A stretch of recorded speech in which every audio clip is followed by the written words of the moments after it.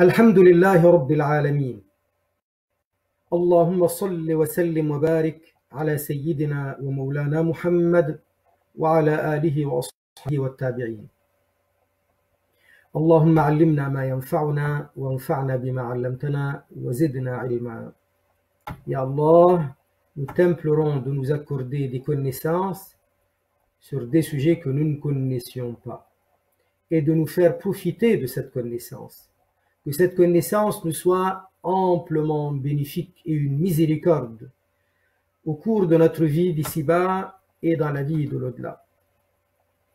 Ya Allah, nous t'implorons d'augmenter notre savoir, d'augmenter notre connaissance. Allah Azza wa Jal, il a donné des privilèges à des endroits plutôt que d'autres. Et il a donné des privilèges à des moments plus que d'autres. Allah Azza wa Jal, il voit tout de partout. Incontestablement, nous sommes musulmans, nous savons qu'Allah Azza wa Jal, il sait absolument tout. Rien n'échappe au ilm d'Allah Azza wa Jal. Rien n'échappe à la vue d'Allah. Allah voit tout. Allah, il entend tout. On peut être dans n'importe quel endroit sur la terre, sous la terre ou dans les airs. Allah, il sait parfaitement ce que nous sommes, ce que nous faisons et avec quelle intention. وَمَا تَسْقُطُ مِنْ وَرَقَةٍ إِلَّا يَعْلَمُهَا. Il n'y a même pas une feuille d'arbre qui tombe sans qu'Allah Azza wa Jal ne le sache. Allah Azza wa Jal, il voit ce qu'il y a en nous. Il connaît parfaitement nos intentions. Combien de fois notre œil regarde, cligne de l'œil, tout ça, Allah, il le sait parfaitement. Et ce n'est pas une constatation. Allah, il le sait parfaitement de toute éternité. Mais malgré cela, quelqu'un qui est là où il est en train de faire sa ibada, il n'a pas autant de mérite que si c'était dans le Masjid al-Aqsa à Jérusalem, à Al-Quds al-Sharif. Et encore mieux dans le Masjid Nabawi. Et encore mieux dans Mecca al-Mukarrama. Et encore, Mecca al-Mukarrama, c'est toute la ville de Mecca qui profite de ce privilège. Alors que Médine, c'est uniquement le Masjid Nabawi, même si on l'élargit, pas seulement le Masjid de l'époque. Mais dans le Masjid de l'époque, celui qui a salat dans Al-Rawda, ça s'appelle Al-Rawda. Al-Rawda, Rawdatun min Riyad al-Jannah, un jardin paradisiaque. Donc, nous savons qu'il y a des endroits privilégiés. Quand quelqu'un, il va faire Al-Hajj, il va se rendre à Mecca, il va se rendre devant la Kaaba. Rien que en regardant la Kaaba, lorsque le regard il est lancé, on ouvre les yeux et on voit la Kaaba Sharifa, c'est un moment opportun pour faire des doigts acceptés, exaucés. Baraka. Regarder la Kaaba, respecter la Kaaba, c'est une bénédiction, c'est une adoration. Faire le dua chez soi, dans sa maison, dans le masjid de son quartier et de sa ville, c'est bénéfique. Mais le même dua, quand il est fait à Mecca, à Madina, ce n'est pas la même ampleur, ce n'est pas les mêmes récompenses, ce n'est pas le même mérite. Et il y a des temps aussi qui sont privilégiés par rapport à d'autres. Lorsque quelqu'un, il fait des adorations au cours du mois de Ramadan, c'est le meilleur mois de l'année. Lorsqu'il fait des doigts, et c'est le 9 Zou al-Hijjah, le jour de Arafah. Lorsque il est en train de faire une ibada à la fin de la nuit, lorsqu'il est en train de faire des doigts et de istighfar, le moment de as-sahar. As-sahar, c'est les dernières minutes, les derniers moments du dernier tiers de la nuit avant Al-Fajr. On appelle ça le moment de Sahar. C'est pourquoi on fait sahour. Donc on prend le repas pour prendre de la force et c'est une sunna nabawiyya. Ce sont des moments opportuns, des temps qui ont une particularité, un privilège. Sayyiduna l'imam al-Shafi'i radiyallahu ta'ala anhu, et c'est quand même un grand alim de la Ummah. C'est quand même un grand mujtahid respecté partout dans la Ummah.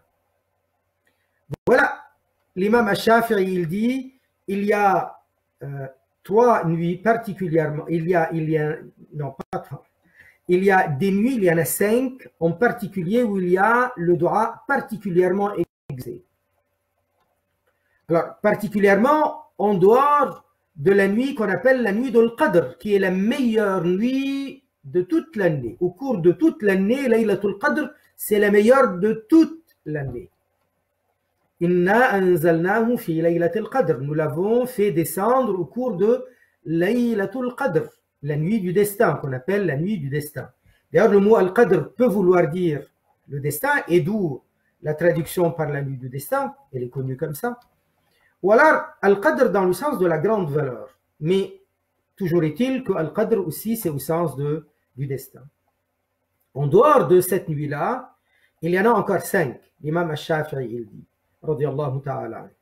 Il dit, Laylatul Jumu'ah. À chaque fois que c'est la nuit, la veille du vendredi.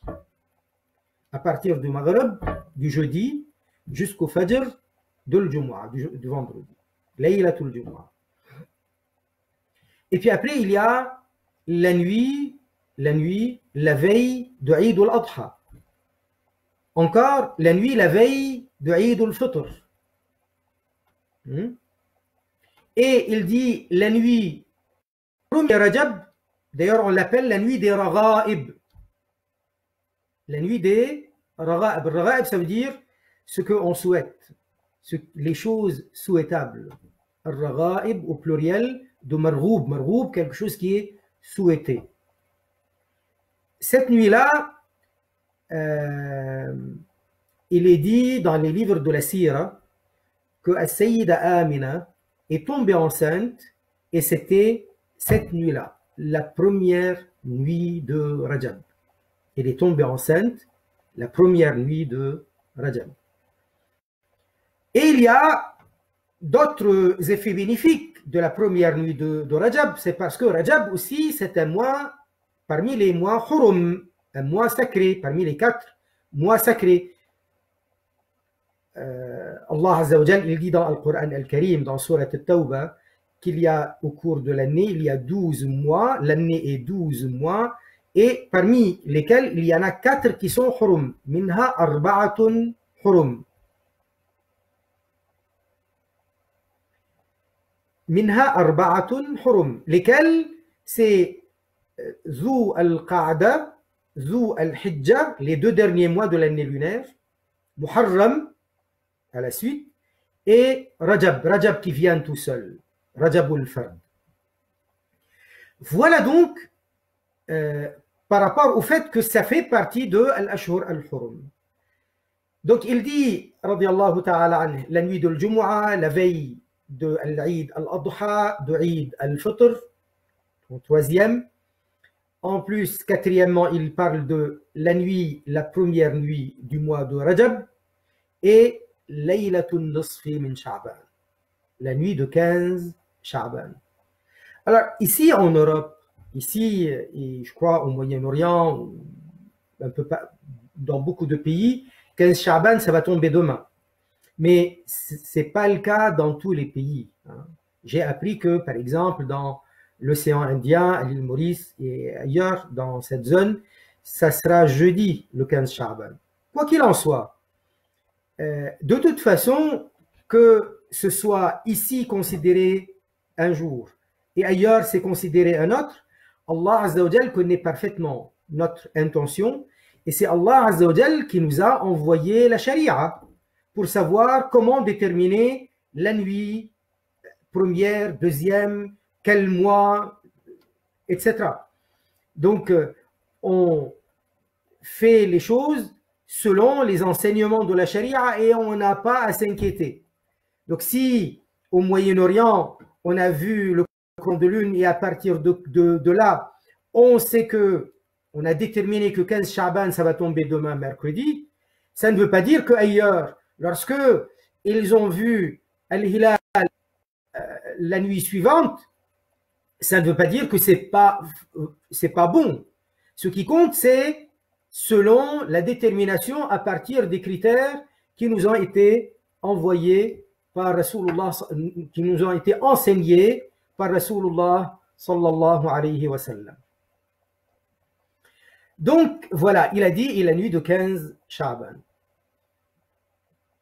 Si je reviens à ce que je disais tout à l'heure, parce qu'il y a une question en même temps, par rapport à Al-Rawda.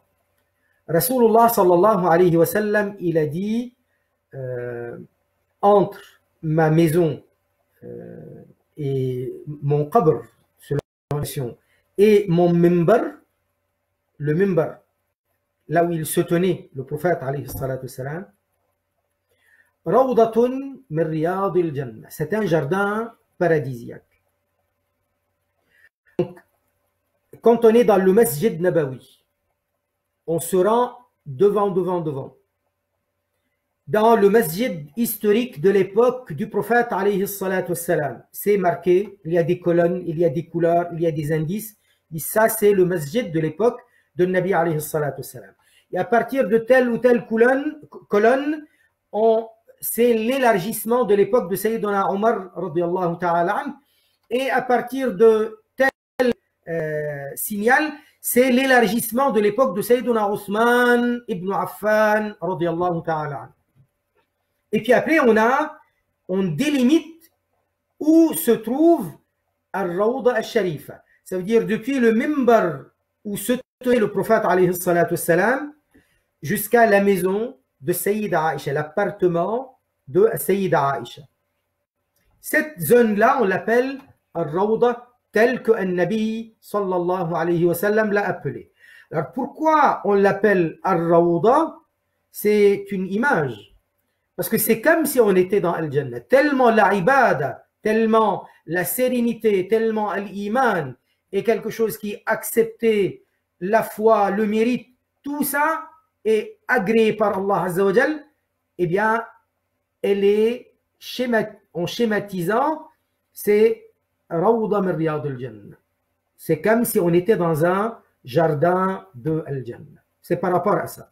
Et c'est par rapport aussi à tout ce qu'il y a comme mérite par rapport aux récompenses, par rapport à notre attachement au prophète alayhi salatu wassalam. Je vois un salam, Farzana Outin. Wa alaykum salam wa rahmatullahi ta'ala wa barakatuh. Un salam à toute la famille, Inch'Allah. Voilà. Donc, nous poursuivons. Il y a donc des moments privilégiés par rapport à d'autres. Et 15 Sha'ban, c'est un Nabi alayhi salatu wassalam qui en a parlé. Donc nous, il ne nous vient pas à l'idée dans la communauté de Rasulullah sallallahu alayhi wa sallam, en tout cas quand on est fidèle et loyal aux enseignements des ulama de l'islam, des madahib, il ne nous vient pas à l'idée d'inventer quelque chose que le prophète alayhi salatu wassalam n'a pas dit ou auquel il n'a pas fait allusion. Lorsque c'est un Nabi alayhi salatu wassalam qui a parlé de 15 Sha'ban, de la nuit de 15 Sha'ban, c'est à partir de là que nous on considère que c'est une nuit bénie. Et c'est pourquoi l'imam al-Shafi'i, radiyallahu ta'ala an, il dit ce qu'on vient de rapporter de lui. Donc moi ça ne m'intéresse pas beaucoup aujourd'hui de faire la leçon dirigée avec les répliques, les arguments. Quoique, on peut en parler, parce qu'il y en a qui le reprochent à ceux qui font des ibadah au cours de cette nuit. On a le droit de faire des ibadah toutes les nuits. Pourquoi on nous le reproche? Et cette nuit, c'est un Nabi alayhi salatu wassalam qui nous a indiqué qu'elle est bénie. Donc pourquoi ne pas se rassembler pour faire la ibadah? La question n'est pas est-ce que le Nabi alayhi salatu wassalam a rassemblé les sahaba pour faire les salats ensemble. Non, il ne l'a pas fait pendant la nuit de 15 Sha'ban. Il ne l'a pas fait. Mais il a indiqué que c'est une nuit bénie. Et il y a des ulama qui ont, comme l'imam al-Shafi'i, ils ont indiqué que cette nuit, ou particulièrement, il y a des doigts exaucés.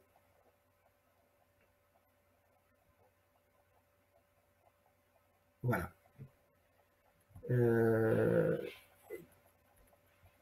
Donc, ce n'est pas mauvais. Ce n'est pas mauvais. D'ailleurs, ceux qui considèrent qu'on n'a pas le droit de faire des adorations spécifiques d'une façon spécifique, si ce n'est parce que An-Nabi alayhi salatu salam l'avait pratiqué auparavant, il se trompe. Ce n'est pas la définition de la mauvaise bid'a. Ce n'est pas ça la définition de la mauvaise bid'a. Il y a des ulama qui sont réticents, par rapport à l'appellation bid'a. Donc ils vont qualifier de bid'a seulement ce que nous pouvons qualifier de mauvaise bid'a. Il y en a qui vont dire bonne bid'a ou mauvaise bid'a. Donc ils n'ont pas ce problème. Mais il y en a qui disent on ne va pas appeler ça bid'a parce que c'est une bonne chose, même si elle a été innovée. Vous voyez? Donc ils sont réticents tout simplement par rapport à l'appellation bid'a. Donc se rassembler pour faire des ibadah particulières au cours de 15 Sha'ban, certains ne vont pas l'appeler bid'a. Ils vont dire c'est une bonne chose, on ne va pas appeler ça une bid'a. D'autres, ils vont dire pas de problème, on va appeler ça bid'a, mais bonne bid'a. Est-ce que bonne bid'a ça existe? Bien sûr que ça existe. C'est l'imam, par exemple, ça ne doit pas venir de moi. Moi, il ne m'appartient pas de dire ou non, comme ci, pas comme ça. L'imam al-Shafi'i, radiyallahu anhu, si on revient à l'imam al-Shafi'i, l'imam al-Shafi'i, radiyallahu ta'ala anhu, lui-même, il dit al-bid'atu ala darbayn. La bid'a est de deux sortes. Bid'atu huda wa bid'atu dalala. Il y a une bid'a de droiture et il y a une bid'a d'égarement. Il dit lui-même, et ça c'est une transmission de l'imam al-Shafi'i qui est authentique, rapportée par beaucoup de ulama shafi'iyya, des muhaddithin. Il dit la bid'a, la chose qui a été inventée, innovée, mais qui correspond, qui tient une origine. Elle n'est pas inventée de toutes pièces d'emblée, non. Elle est inventée, oui, mais elle tient une source. Elle découle d'une source qui est dans le Coran, dans la Sunna ou dans l'Athar. Ça veut dire la tradition des grands ulama de l'époque, des Sahaba, des Tabi'in. Eh bien, c'est une bid'atu huda, une bid'a de droiture. Elle dit, par contre, celle qui ne découle d'aucune source de le Coran, d'aucune source de la Sunna, d'aucune source de l'Athar, ça veut dire de la tradition des anciens de cette umma, ça veut dire les Sahaba radiallahu anhum, leurs tabi'in, eh bien celle-là c'est une bid'atu dalala. Et il ajoute aussi wal ijma', l'unanimité. Quand ça correspond à l'unanimité, c'est bon. Quand c'est en contradiction avec l'unanimité, à ce moment-là, c'est pas bon. Donc ça, c'est l'imam al-Shafi'i. Pourquoi on va nous le reprocher? Mais il n'y a pas que ça. Dans Bukhari, dans Al-Muwatta, l'imam al-Bukhari, l'imam Malik, dans Al-Muwatta, il rapporte que Sayyiduna Omar ibn al-Khattab al-Farouq, radiyallahu ta'ala anhu, lorsqu'il a donné ses directives, ses instructions, pour rassembler les musulmans dans les masajid de partout, derrière un imam pour faire tous at-tarawih ensemble.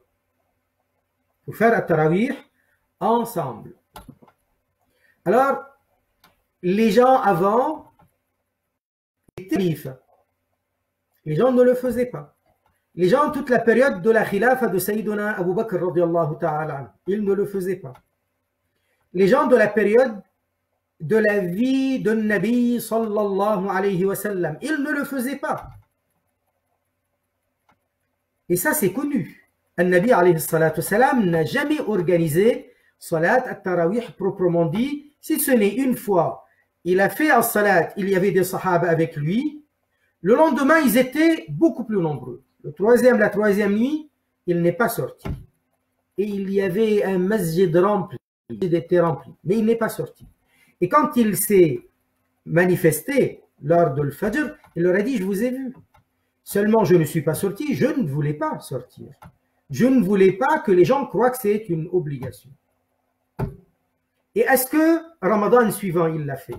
Est-ce que les nuits suivantes, il l'a fait? Pas du tout. Donc, ça découle d'une source.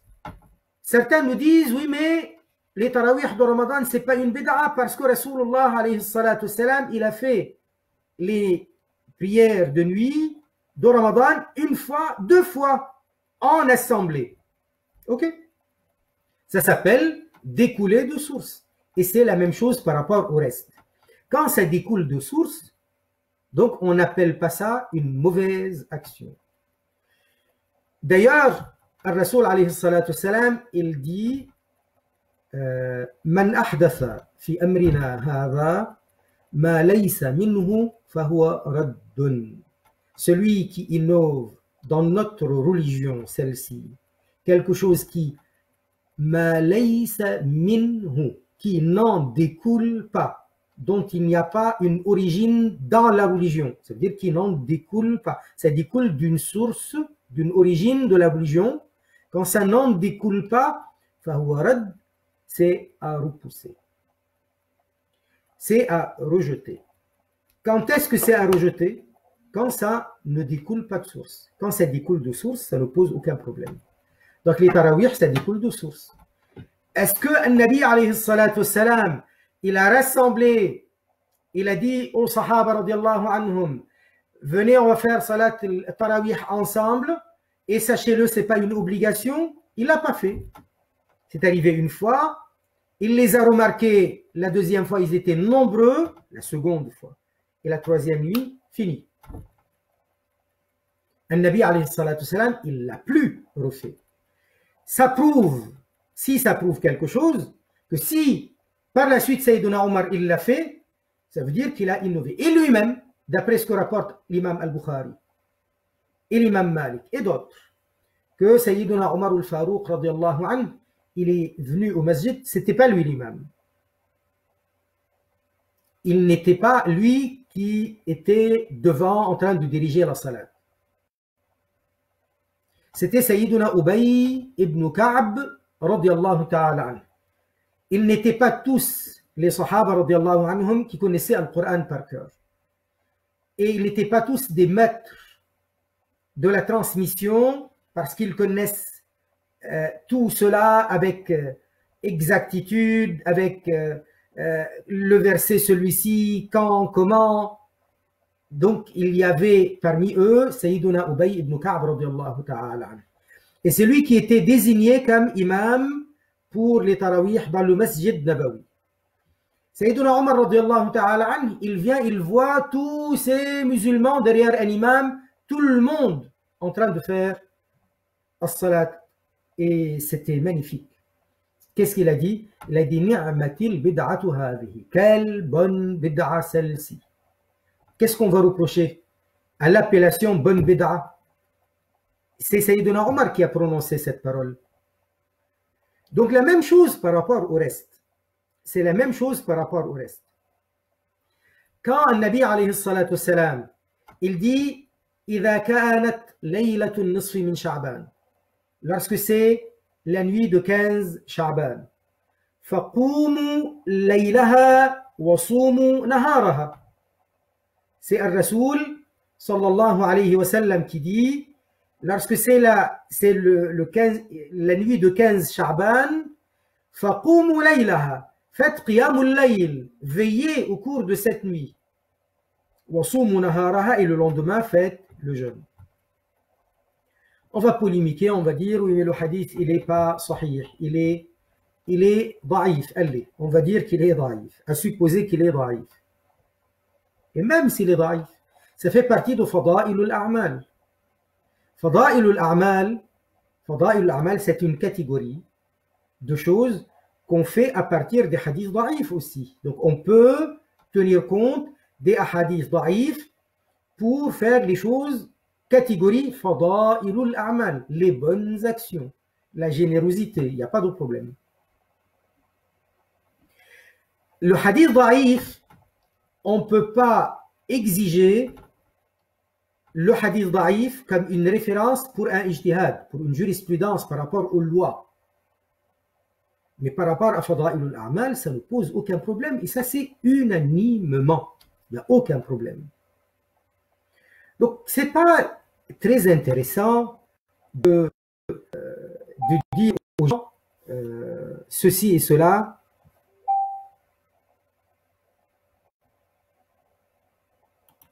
Voilà. Ce n'est pas intéressant de dire aux gens ceci et cela et ne faites pas. Et c'est comme si la guerre entre les musulmans pouvait être justifiée par ce genre de choses. Si nous nous rassemblons pour faire une ibada, c'est parce que nous avons espoir qu'Allah Azza wa Jal accepte nos doigts après des prières, qu'Allah Azza wa Jal accepte nos doigts après récitation du Coran, après une générosité, parce qu'on donne des aumônes et on invite les gens à manger quelque chose. C'est une sadaqa. Donc, il n'y a pas de problème à ce sujet. Et ça, c'est unanimement, c'est très connu. C'est très connu. Dans Fada'ilul A'mal, on peut en tenir compte. Il y a quoi de particulier dans Sha'ban? Pour ne pas rester à parler de ceux d'accord, pas d'accord, mais c'est quand même une perte de temps, de polémiquer tout le temps, de chaque année revenir dessus. Et bid'a, pas bid'a. J'aimerais quand même, entre parenthèses, avant de finir cette idée, c'est quelque chose qui revient aussi par rapport à Yawmun Nabi, le Mawlid de Rasulullah sallallahu alayhi wa sallam. Il note ce que dit un certain de leur leader. Il dit vouloir poser la question suivante. Est-ce que fêter Yawmun Nabi, la naissance du prophète alayhi salatu salam, c'est une bonne chose d'après vous, hein? Est-ce que c'est quelque chose qui est bien et que le prophète alayhi salatu salam le savait? Il savait que c'est une chose bénéfique de célébrer sa naissance. S'ils disent oui, on va leur dire, ça c'est eux, on va leur dire, mais pourquoi alors le prophète alayhi salatu salam a omis de nous l'apprendre? Pourquoi il va omettre, il va manquer de nous enseigner ce dont il sait que c'est une bonne chose? S'ils vous disent non, vous leur dites, ah, c'est grave. Vous croyez que le prophète alayhi salam ne sait pas quelque chose et vous l'inventez? Comment vous pouvez inventer?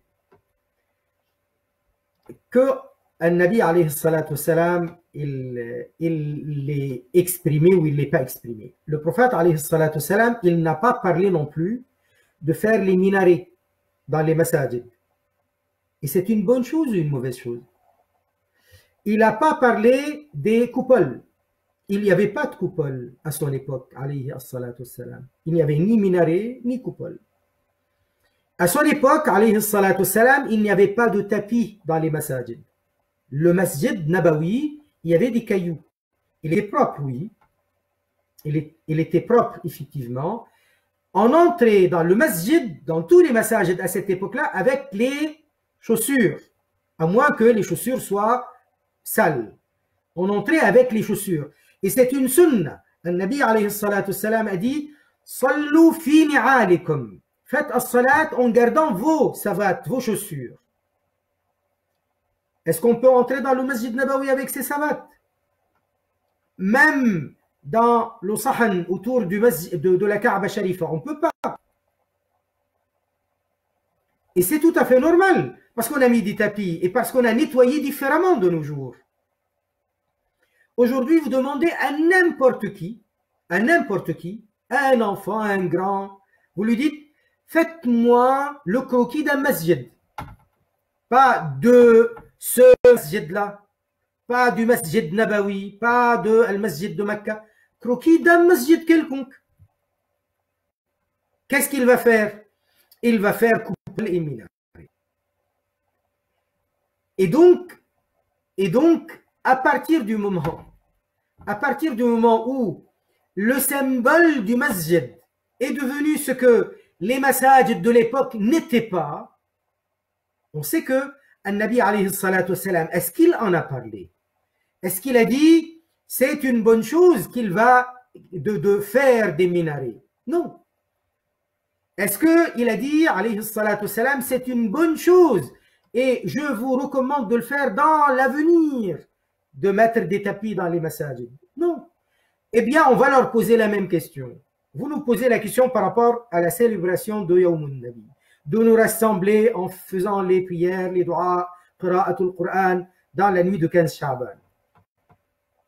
D'accord? On va vous poser la même question. On va vous renvoyer la question. Pourquoi est-ce que Nabi alayhi salatu wassalam le savait que c'est une bonne chose qu'il va y avoir des tapis dans les masajid, des minarets, des coupoles, des haut-parleurs? Non. Oui. Eh bien, s'il le savait, pourquoi il a omis de le dire? Et s'il ne le savait pas, comment vous osez le faire? C'est la même question que vous nous posez. En réalité, la chose, elle est beaucoup plus détendue que cela. L'affaire, elle n'est pas compliquée. Il n'y a pas de problème. Chez les ulama de Ahl-Sunnah, les mujtahidin, les ulama, les muftis, les fuqaha, des madhahib, Hanafiya, Shafi'iyya, Malikiyya, Hanabila, ou même les autres mujtahidin, dont les madhahib ont disparu avec le temps, comme Sayyiduna Sufyan al-Thawri, radiyallahu anhu, comme Sayyiduna al-Awza'i, radiyallahu anhu, ou d'autres. Ben, ils n'avaient pas cette restriction telle que ces gens-là le disent. Qu'est-ce qu'il y a de particulier dans Sha'ban? Rasulullah sallallahu alayhi wa sallam, comme elle le rapporte elle-même, Sayyida Aisha as-Siddiqa radiyallahu anha, la fille du Siddiq radiyallahu ta'ala anhu, elle disait, j'ai pas remarqué que Nabi alayhi salatu wassalam jeûnait un mois entier en dehors de Ramadan, si ce n'est Sha'ban. Si ce n'est Sha'ban. Et pourtant, Sha'ban ne fait pas partie des mois sacrés. Et d'ailleurs, c'est ce qu'il a dit alayhi salatu wassalam, quand elle lui a posé la question. Mais pourquoi Sha'ban? Il lui a dit alayhi salatu wassalam que il a remarqué que les gens font beaucoup attention à Ramadan, et c'est tout à fait normal. Et ils font attention aux mois sacrés. Les mois sacrés, juste avant, c'est Rajab.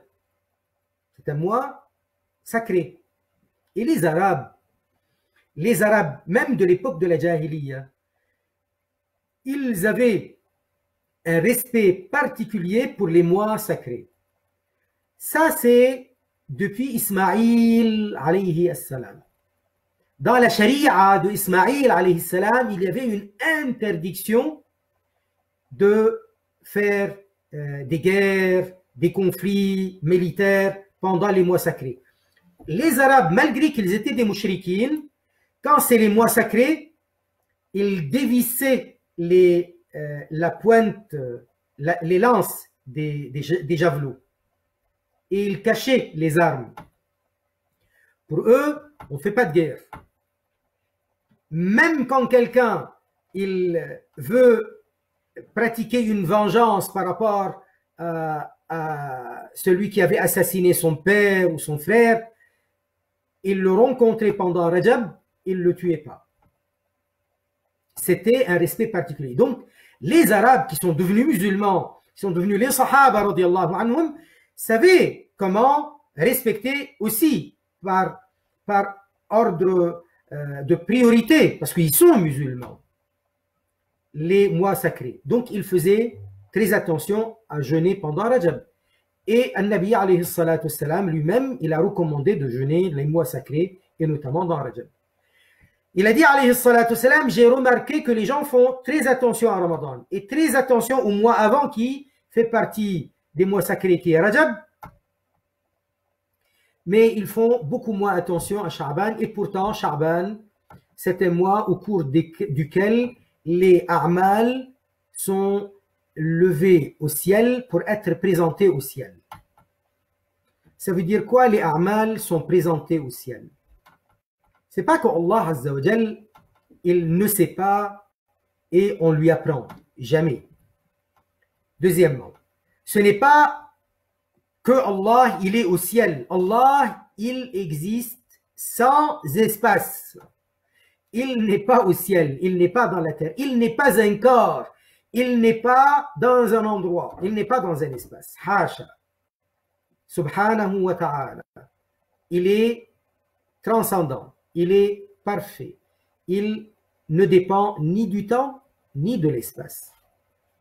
Donc il s'agit tout simplement des anges qui remontent les actions après ce qu'ils ont écrit et ils présentent ça au ciel. C'est leur boulot, c'est leur travail, c'est leur tâche, c'est ce que Allah Azza wa Jal leur a ordonné de faire. Et alors qui voit ça? Ce sont les anges. Et quand les anges voient ça, donc ils vont faire l'éloge de ceux qui ont été brillants. Donc ils vont féliciter même sans que la personne l'entende. Donc c'est ça, lever les a'mal pour que les a'mal, les actes, les actions soient présentés au ciel. C'est ça ce que ça veut dire. Donc il dit, et moi, j'aime que mes actions soient élevées au ciel pendant que je fais une très bonne action purificatrice. Purificatrice, c'est pas dans le hadith. Mais on sait très bien que le jeûne purifie, c'est pendant Sha'ban. Donc, An-Nabi alayhi salatu salam, il signale ça. Et le prophète alayhi salatu salam, il a dit aussi dans des hadiths qui ne sont pas forcément les hadiths les plus sahih. Pas de problème. Effectivement. Il a dit que Allah Azza wa Jal yattali'a. Ça veut dire, Allah il sait tout. Yattali'a ici, c'est il va accorder une attention particulière, donc un agrément particulier, une miséricorde particulière. Donc il va ordonner aux anges de présenter les actions. C'est ça l'Ittila. C'est pas que Allah lui-même il va apprendre. Allah il sait tout de toute éternité. Quand je parle d'un homme, on dit l'homme yattali'u ala al-amal, ça veut dire il vérifie ce que c'est. Il veut constater ce que c'est. Mais quand on le dit par rapport à Allah, c'est pas Allah qui apprend, ce sont ses anges, les soldats d'Allah, et particulièrement les anges de la rahma, ceux-là qui vont faire les éloges des mu'minines sur la terre, qu'ils soient humains ou djinns. Donc le ittila' d'Allah, la constatation, c'est la constatation de qui? Des anges, par ordre d'Allah Azza wa Jal. Donc Allah Azza wa Jal, il va envoyer une rahma particulière lorsqu'il va dire à ses anges, remontez les actes au ciel et parlez-en et notez les actes. Lorsque les anges, ils vont le faire, lorsqu'ils vont le faire, c'est des saints, les anges. Lorsqu'ils vont faire des doigts en notre faveur, ce sont des saints qui font des doigts en notre faveur. Ça, c'est quelque chose qui va nous être bénéfique de la part d'une rahma de la part d'Allah Azza wa Jal. D'ailleurs, vous avez certainement constaté que cette nuit-là, les gens, ils nous disent, s'il te plaît, fais-moi des doigts. Et nous, on dit à d'autres, faites-nous des doigts. Ne nous oubliez pas dans les doigts. Pourquoi? Parce que nous, musulmans, nous savons que le doigt de l'autre, en notre faveur, est bénéfique. Eh bien, c'est la même chose. Nous croyons à la même chose. Exactement pareil par rapport aux anges. Quoique, les anges, nous n'avons aucun soupçon. C'est des saints. Ils sont purs. Ibadum mukramoun. Des serviteurs honorables. Donc, lorsque nos actes sont élevés, les anges les voient. Ils font l'éloge de ceux qui ont fait les bonnes actions. Ils font des doigts Pour nous, ça nous envoie une miséricorde divine. C'est ça le ittila' de la part d'Allah. Allah Azza wa Jal, il s'est attribué l'acte de Jibril. Et pourtant, l'acte, le geste a été fait par Jibril. Allah Azza wa Jal, il dit à son Nabi alayhi salatu wassalam, فَإِذَا قَرَأْنَاهُ فَاتَّبِعْ قُرْآنَهُ. Si je traduis mot à mot, lorsque nous le réciterons, eh bien, obéis à cette récitation. Ça veut dire ne répète pas, parce que notre Nabi alayhi salatu wassalam, quand il entendait Jibril alayhi salam lui transmettre la révélation, il lui récitait, notre Nabi alayhi salatu wassalam, il répétait. Pourquoi il répétait avec la bouche? Il répétait avec sa langue, parce que il avait peur d'oublier. Il répète parce qu'il avait peur de l'oublier. Allah Azza wa Jal, il lui dit, La tuharrik bihi lisanaka li ta'jala bih. Ne bouge pas ta langue pour te hâter, te dépêcher de le retenir. Inna alayna jam'ahu wa qur'ana. Nous te garantissons jam'ahu, ça veut dire il va être rassemblé en toi. Tu vas le retenir. Wa qur'ana est ta récitation. Wa qur'ana, ça veut dire ta récitation de le Qur'an. Ne t'inquiète absolument pas. Tu n'as pas à bouger ta langue pour te dépêcher, te hâter de le retenir. Inna alayna, ça veut dire nous nous engageons à quoi? Jam'ahu, le rassembler, ça veut dire en toi, tu vas le retenir. Wa qur'ana, et la récitation, tu vas pouvoir le réciter parfaitement. فَإِذَا قَرَأْنَاهُ, une fois que nous l'aurions récité, nous l'aurions lu. Et pourtant, celui qui lit, c'est pas Allah, c'est Jibril alayhi salam. Dans ce verset-là, ça parle de Jibril. Mais Jibril, tout ce qu'il fait, il le fait par obéissance à l'ordre d'Allah. Donc Allah se l'est attribué comme c'est son acte ordonné à Jibril. Comme il s'agit d'une action ordonnée à Jibril, Jibril n'a fait que l'exécution de l'ordre d'Allah, un acte agréé par Allah, ordonné par Allah, donc il se l'est attribué. Ça ne marche pas dans n'importe quelle chose qui nous vient dans la tête. Oui, effectivement, Mohammed Saïd Azzeddin, Barakallahu bika, effectivement, c'est un beau rappel. Laysa kamithlihi shay wa huwa as-sami'ul basir. Rien n'est tel que lui, il est celui qui entend et qui voit. Et le ittila' de la part d'Allah, donc, c'est une rahma particulière. Et c'est dans Surat Al-Qiyamah, effectivement. Donc, lorsqu'il s'est attribué l'acte, eh ben, c'est la même chose.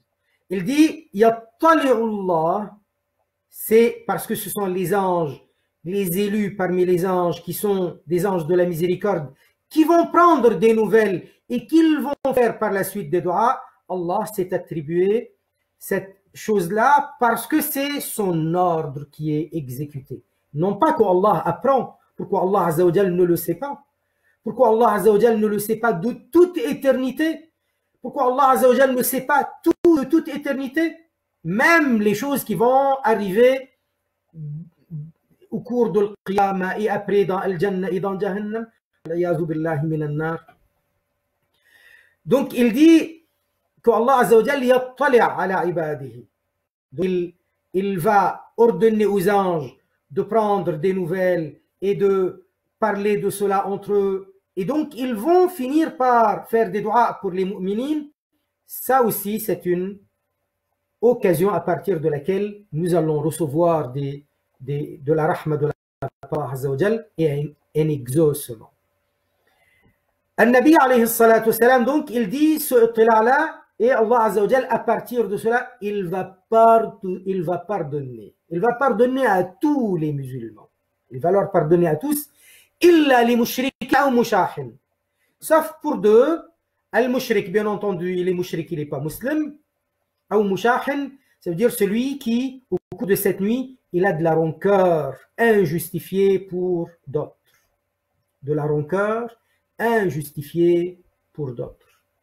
C'est quoi la rancœur injustifiée? La rancœur injustifiée, ça veut dire qu'il n'y a pas une raison légale. C'est quoi la raison légale? Quelqu'un qui m'a volé mon argent, qui m'a chassé de ma maison, donc je ne l'aime pas, je ne garde pas en moi de bons sentiments par rapport à lui. Au contraire, c'est mon ennemi. Ça, c'est légal.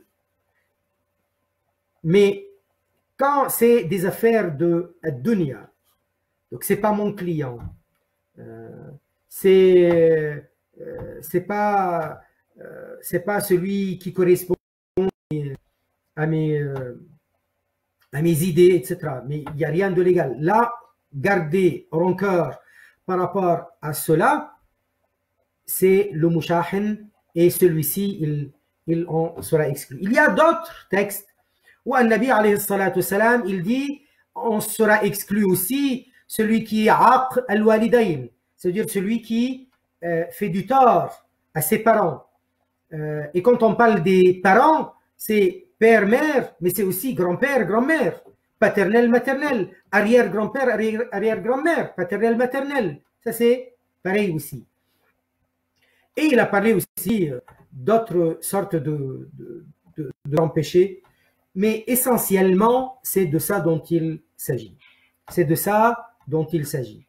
Et An-Nabi alayhi salatu wassalam, lui-même, il recommande de réciter le Coran toutes les nuits, tous les jours. Il recommande de faire des doigts toutes les nuits, tous les jours. Et An-Nabi alayhi salatu wassalam, il dit qu'il y a un moment dans la nuit, on ne sait pas lequel. Chaque mu'min va faire un doigt, Allah exaucera son doigt. Et il y a d'autres hadiths, bien sûr, ce n'est pas en contradiction avec celui-là, qui parlent du dernier tiers de la nuit. Mais le hadith qui parle du dernier tiers de la nuit peut vouloir dire que le premier hadith qu'on a cité, ça parle du dernier tiers de la nuit, mais il peut aussi vouloir dire deux moments différents. Le moment qui est le dernier tiers de la nuit et l'autre qui est au cours de la nuit. On ne sait pas à quel moment exactement. Pourquoi fermer les portes aux gens? Pourquoi fermer les portes de la miséricorde devant les mu'minines qui redoutent Yawm al-Qiyamah et qui cherchent les occasions pour gagner des récompenses, pour gagner des doigts exaucés? Pourquoi leur fermer les portes et leur dire non, ça ne marche pas, vous n'aurez pas, vous n'avez pas? Pourquoi leur fermer les portes au nez? Ce sont des choses qui existent depuis l'enseignement de Nabi alayhi salatu wassalam. Le hadith de Sayyida Aisha radiallahu ta'ala anha, elle a dit que Nabi alayhi salatu wassalam a dit cela parce que elle l'a vu sortir. Elle a eu de la jalousie. Elle a pensé qu'il allait voir une autre de ses co-épouses. Elle le suit et elle le voit partir dans Al-Baqi'a. Al-Baqi'a n'est pas très loin de là où habitait Sayyida Aisha radiallahu anha. Donc elle le suit, c'était la nuit.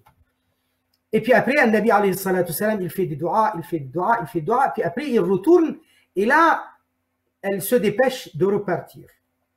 Elle entre avant lui, mais elle est en train de haleter. Elle est en train de respirer fort. Et le prophète, alayhi salatu salam, il l'avait remarqué. Il lui dit, c'est toi que j'ai vu? C'est toi le noir que j'ai vu, cette couleur noire que j'ai vue? Elle lui dit oui, et elle lui raconte pourquoi. Et le prophète, alayhi salatu salam, il la rassure. Et il lui parle du pardon de la part d'Allah Azza wa Jal. Que Allah Azza wa Jal généralise. Et il lui parle de cette question des actes qui vont être élevés au ciel. Donc ça nous incite à profiter de ce moment-là pour faire des doigts. C'est tout à fait normal. Est-ce que cela est arrivé? Est-ce que cela est déjà arrivé à l'époque des salafs? Parce que ceux qui nous disent ne faites pas, ils disent qu'ils sont salafis. Donc ils se réfère à l'attitude des salafs. C'est connu que ceux qui pratiquaient cette nuit-là, les ibadah, les salats, qira'atul Qur'an, ensemble dans les masajid, c'est des tabi'in parmi les plus grands tabi'in. Parmi les plus grands tabi'in. Mais spécialement, ce sont des tabi'in de Sham. Spécialement des tabi'in de Sham. Les premiers à organiser des ibadah dans les masajid, mais avec comment dire, manifestation, avec les jolis habits, comme si c'était une nuit de Eid, de fête. C'est parmi eux, par exemple, Khalid ibn Ma'dan.